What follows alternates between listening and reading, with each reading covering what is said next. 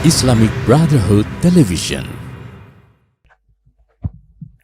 Assalamualaikum warahmatullahi wabarakatuh. Bismillah walhamdulillah wassalatu wassalamu ala rasulillah wa ala alihi wa sahbihi wa mawalah. Alhamdulillah, pada hari ini kita telah selesai melaksanakan ibadah sholat Jumat, dan juga alhamdulillah kita bisa melaksanakan salat gaib. Mudah-mudahan ibadah kita diterima oleh Allah Subhanahu wa taala dan kekurangannya disempurnakan oleh Allah Subhanahu wa taala. Tadi dalam khutbah Jumat yang disampaikan oleh Al-Muhtaram Al-Mukarram Al-Ustadz Haris Ubaidillah hafizahullah ta'ala wa ra'ah, ada hal yang sangat menarik untuk kita garis bawahi, di mana beliau menekankan kepada kita semua dan mengingatkan bahwa Allah tidak diam. Ini hal yang sangat menarik. Allah tidak diam.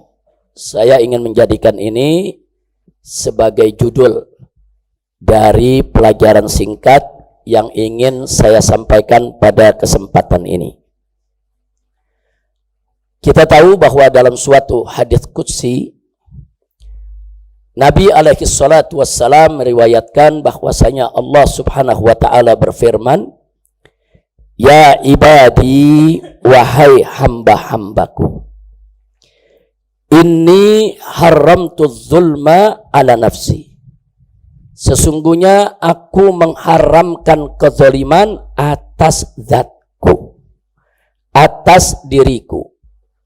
Ya, kemudian selanjutnya setelah itu Allah menyatakan wa ja'altuhu muharraman bainakum, dan aku jadikan kezaliman itu sebagai sesuatu yang diharamkan di tengah-tengah kalian, wahai hambaku.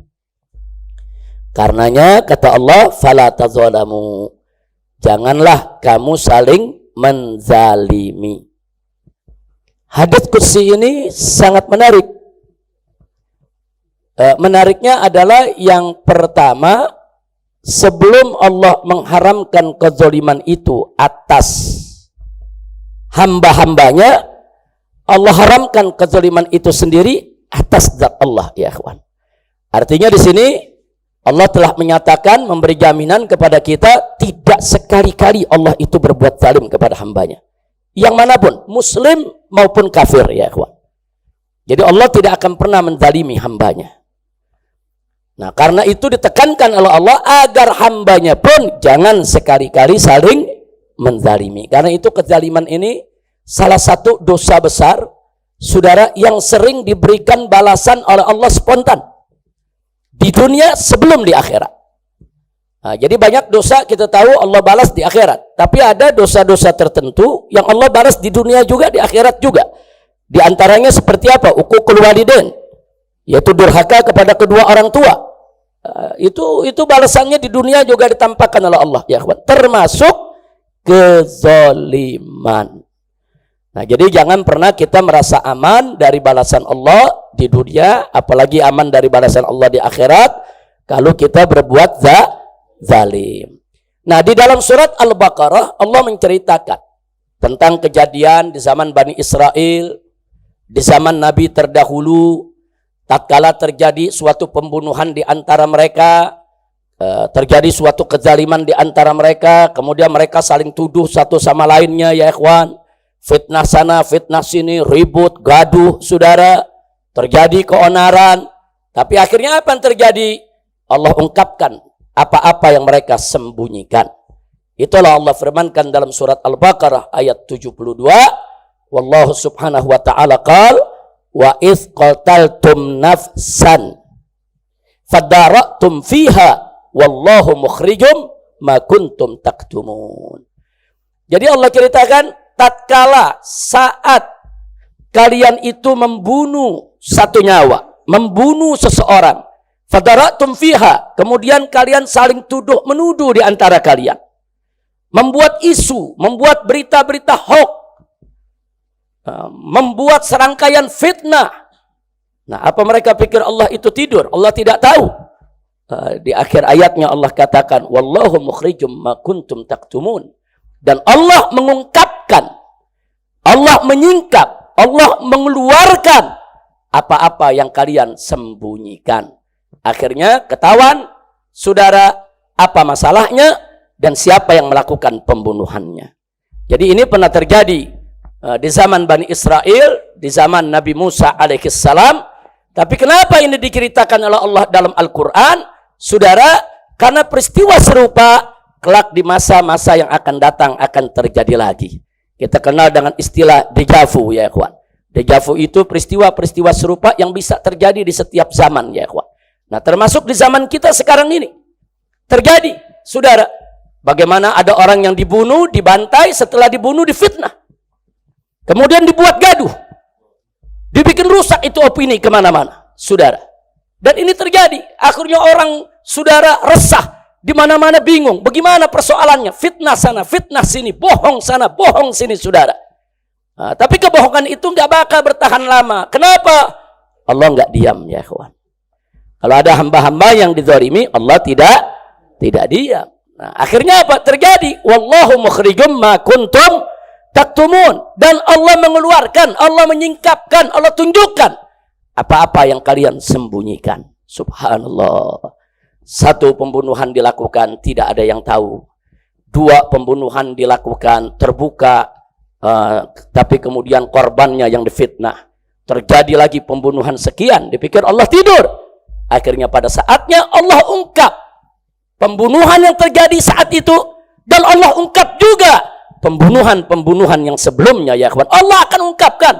Episode ini belum selesai, ya kawan. Nah, ini akan terus satu persatu Allah akan ungkapkan. Kenapa? Karena Allah tidak akan diam dengan kezaliman, ya kawan. Nah, ini yang perlu kita sampaikan. Ingat, jadi judul tadi cukup menarik. Allah tidak diam. Jangan. Nah, itu satu kebiadaban kezaliman yang luar biasa. Orang setelah dibunuh kemudian difitnah, ya kawan. Sementara yang dibunuh sudah tidak bisa bela diri lagi, ya kawan. Orang habis dibunuh disalah-salahkan. Kemudian menciptakan kebohongan sana, kebohongan sini. Orang gaduh, huru hara, saudara. Nah, ini terjadi di zaman Nabi Musa. Bukan baru sekarang terjadi, ya kawan. Tapi kemudian Allah ungkapkan kebenarannya. Alhamdulillah. Jadi nggak usah khawatir, ya kawan. Allah tidak buta, Allah tidak tuli, Allah tidak bisu. Allah tidak akan diam dan Allah tidak akan membiarkan kezaliman. Dan episode ini belum selesai. Allah akan ungkapkan semua satu persatu, ya kawan. Sampai semua menjadi terang benderang, saudara. Dan sehingga ini menjadi pelajaran bagi seluruh hamba-hamba Allah. Agar mereka tidak lagi mengulangi kezaliman. Kemudian bicara tentang pembunuhan ibadallah. Ini membunuh orang tanpa hak itu suatu dosa besar. Dosa besar, bukan dosa yang sembarangan, saudara. Allah firmankan dalam surat An-Nisa ayat 93, saudara. Faqala ta'ala fi kitabihil aziz, wa may yaqtul mu'minan muta'ammidan fajaza'uhu jahannamu khalidan fiha wa ghadiballahu alaihi wa la'anahu wa adda lahu azaban azima. Shadaqallahul azim. Dahsyat ini ayat, ya kawan, peringatan dari Allah. Apa Allah nyatakan? Wa may yaqtul mu'minan muta'ammidan. Barang siapa yang membunuh seorang mukmin, membunuh orang yang beriman, muta'ammidan, dengan sengaja dia bunuh, saudara, terencana memang dia bunuh, saudara. Apa Allah nyatakan? Fajazauhu, maka balasannya adalah jahannam, neraka jahannam, khalidan fiha, dan kekal di dalamnya, ya kawan. Allah yang nyatakan, Allah akan jebloskan dia ke dalam neraka jahannam. Allah akan siksa dia, saudara. Enggak sampai di situ Allah nyatakan, wa ghadiballahu alaihi, Allah murka kepada dia, saudara. Enggak sampai di situ saja, wa la'anahu, Allah laknat si pembunuh tadi. Dan enggak sampai di situ, wa addalahu azaban azima, Allah siapkan untuknya di akhirat sana azab yang begitu besar, ya kawan.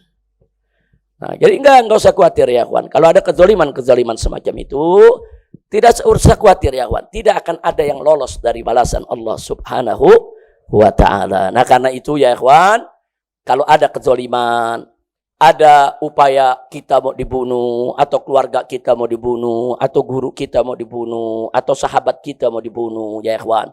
Kalau kita bisa melakukan perlawanan, wajib kita melawan. Selamatkan kita punya nyawa, ya ikhwan. Jangan kita diam, saudara.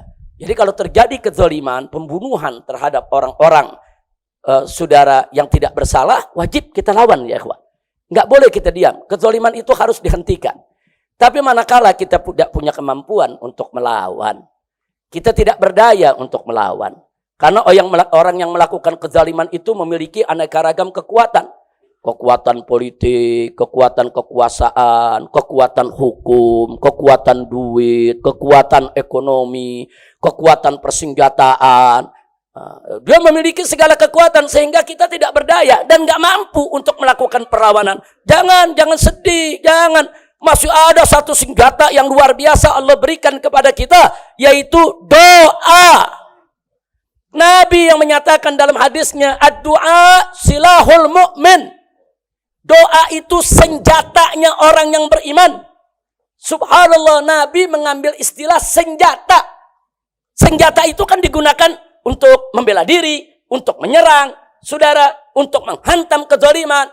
Nabi mengistilahkan doa itu senjatanya orang yang beriman. Berdoa, mohon pertolongan kepada Allah. Nggak ada orang-orang zalim bisa melawan kekuatan Allah, ya ikhwan. Doa itu silahul mu'min. Kalau sudah disebut silahul mu'min, berarti kekuatan doa nggak main-main, saudara. Berarti kekuatan doa itu bukan kekuatan sembarangan, saudara. Nah, maka itu kalau kita nggak punya kekuatan, kita lemah, kita tidak berdaya. Kita hanya bisa pasrah, menangis kepada Allah. Jangan putus asa. Doa terus. Jangan berhenti dengan doa. Minta Allah Subhanahu wa taala agar menghancurkan semua orang-orang zalim. Saudara, maka itu ayo kita ajak semua untuk membaca selawat asghilidz zalimin bid zalimin. Ayo sama-sama semua. Ayo Habib Hanif. Allahumma salli ala sayyidina Muhammad وأشغل الظالم بالظالمين اللهم صل على سيدنا محمد وأشغل الظالمين بالظالمين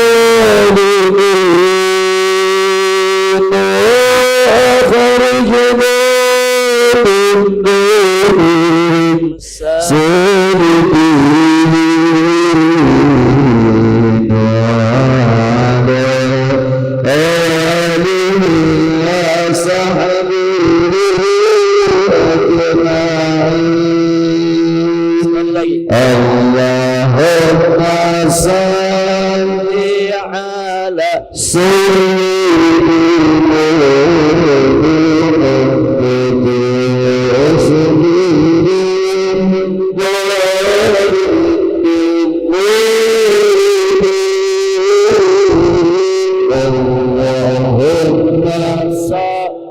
ala Sayyidina Muhammad wa zalimin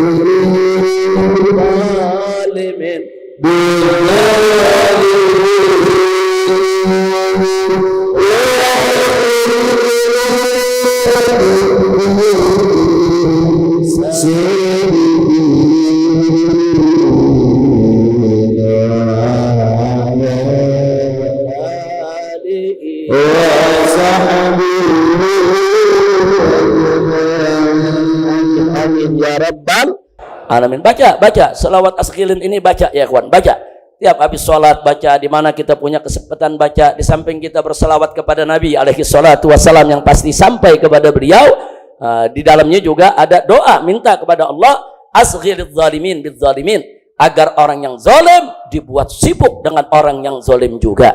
Wa akhrijna min bainihim salimin, dan agar kita ini Allah keluarkan dari tengah-tengah mereka dalam keadaan selamat insya Allah, saudara. Nah, jadi kita lihat saja episode berikutnya ya kawan. Allah punya cara indah, Allah punya acara ajaib ya kawan. Allah punya cara kadang-kadang yang nggak terlintas di benak kita. Allah punya cara kadang-kadang dikeluarkan yang dulu kita nggak pernah tahu kalau itu orang terlibat ya kawan. Kita nggak pernah tahu tuh kalau orang ini terlibat. Tapi Allah buka satu-satu. Yang kita nggak tahu jadi tahu, saudara. Dalam bentuk apa? Dalam bentuk dejavu. Dalam bentuk dejavu artinya dalam bentuk suatu peristiwa yang hampir mirip, hampir serupa ya kawan. Serupa cara menghilangkan buktinya, serupa cara membungkam saksinya, serupa yaitu cara-cara ngebohongnya, saudara. Serupa cara-cara yaitu merekayasa dongeng kasusnya, saudara. Subhanallah.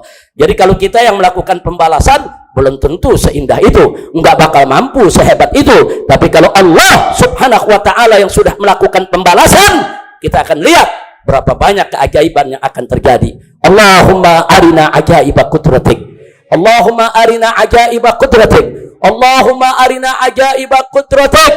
Ya Rabb biquwwatika ya qawiyyu ya matin ya jabbar ya qahhar ya rabbal alamin. Nah, sebelum saya akhiri, kita baca lagi selawat asghilidz zalimin, tapi kita ganti ahlikidz zalimin bidzalimin. Jadi kelihatannya tahapnya bukan orang zalim dibuat sibuk dengan orang zalim lagi nih. Kita minta kepada Allah biar orang zalim menghancurkan orang zalim. Jadi masing-masing saling menghancurkan dan kita dikeluarkan dalam keadaan selamat insya Allah. Kalau tadi kan asghilidz zalimin bidzalimin. Nah, sekarang kita baca ahlikidz zalimin bidzalimin. Ayo, Habib Hanif. Allahumma salli ala sayyidina Muhammad wa ahliki zalimin bidzalimin. Allahumma salli ala sayyidina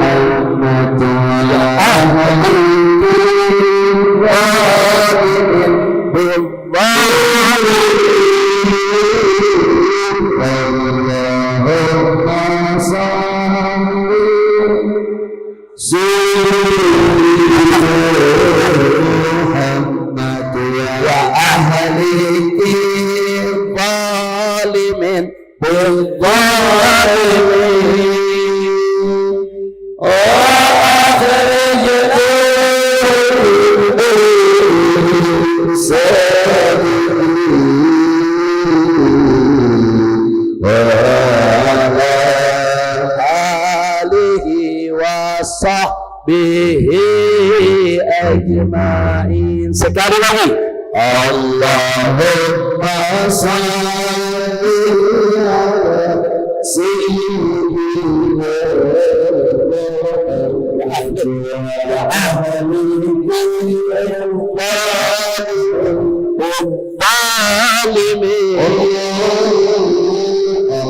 Allahumma salli ala sayyidina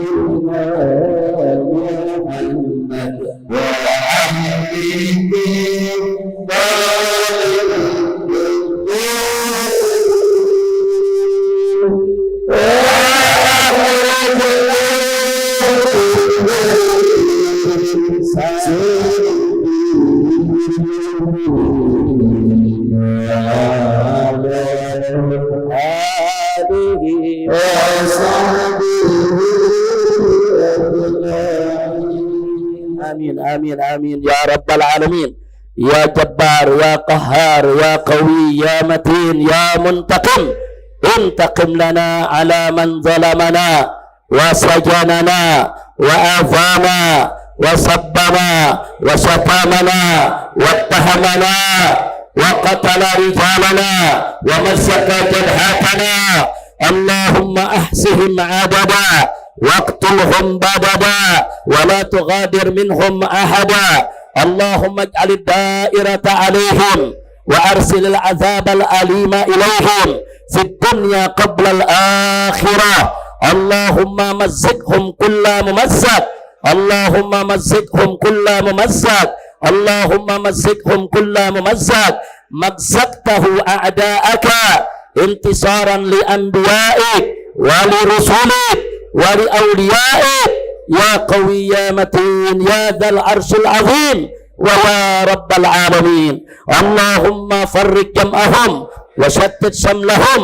ومزق وحدتهم وخرب قوتهم وزلزل أقدامهم وقرر تدميرهم ودمرهم تدميرا إنك على كل شيء قدير وصلى الله على سيدنا محمد وعلى آله وصحبه أجمعين بفضل سبحان ربك رب العزة عما يصفون وسلام على المرسلين والحمد لله رب العالمين. Jadi saya anjurkan sekarang saudara banyak-banyak saja berdoa kepada Allah sambil yuk sama-sama kita saksikan keajaiban, yaitu perbuatan Allah, keajaiban pembalasan Allah. Kita saksikan bersama-sama, kita lihat sambil jangan lupa terus bersyukur kepada Allah. Setiap Allah tunjukkan kepada kita keajaiban kekuasaannya saudara, yaitu para orang-orang zalim ini dibuka satu persatu ya ikhwan, dibuka boroknya, dibuka kejelekannya, Allah permalukan saudara, Allah berikan azab kepada mereka semua. Bersyukurlah kepada Allah dan jadi pelajaran, jangan kita contoh kezaliman tersebut agar kita ini menjadi hamba-hamba yang dicintai oleh Allah. Jadi pesan kita sebagaimana hadis qudsi tadi, apa kata Allah? Fala tadzalamu, jangan kamu saling menzalimi. Insya Allah, ayo kita bersaudara sesama manusia, ayo kita berbuat baik. Jangankan kepada orang beriman, jangankan kepada orang Islam, kepada orang kafir saja nggak boleh kita zalimi ya ikhwan. Kepada hewan nggak boleh kita zalimi ya ikhwan. Kepada tumbuhan nggak boleh kita zalimi. Itu ajaran Islam.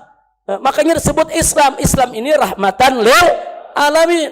Lingkungan nggak boleh kita zalimi, tumbuhan nggak boleh kita zalimi, saudara binatang nggak boleh kita zalimi, manusia nggak boleh kita zalimi. Bukan sesama muslim aja, hatta orang kafir nggak boleh kita zalimi. Nah, jadilah kita orang baik, jangan menzalimi orang lain. Insya Allah. Nah, itu saja yang bisa saya sampaikan.